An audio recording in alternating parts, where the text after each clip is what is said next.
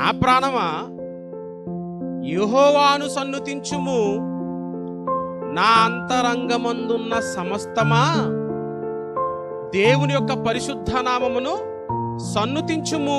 దేవుడు చేసిన ఉపకారములలో దేనిని మరువకము.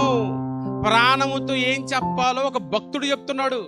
ప్రాణం గురించి తెలిసినవాడు చెప్తున్నాడు. ప్రాణం ఉంటేనే కదండి ఇవన్నీ మాట్లాడుకుంటాం మనం. నీ ప్రాణాన్ని తల్లి గర్భంలో నిలబెట్టినవాడు ఆయనే. భూమి మీదకి వచ్చిన తర్వాత నీ ప్రాణం నిలబెట్టాలని అనేకమైన ప్రాణాలను భూమి మీద బలిస్తున్నాడు. నీ ప్రాణం నిలబడాలంటే కోటాను కోట్ల ప్రాణాలు బలి అవ్వాలి తెలుసా? నీ ప్రాణం ఉండాలి అంటే, నీకు ఇచ్చిన ఆయుష్ కాలం నువ్వు నిలబడాలి అంటే, నిన్ను నిలబెట్టడం కోసం దేవుడు ఎన్నో ప్రాణాలను బలి తీసుకుంటున్నాడు. అది అర్థమైన దావీదు గారు ఏమంటున్నాడు తెలుసా? నా ప్రాణమా యెహోవాను సన్నుతించుము,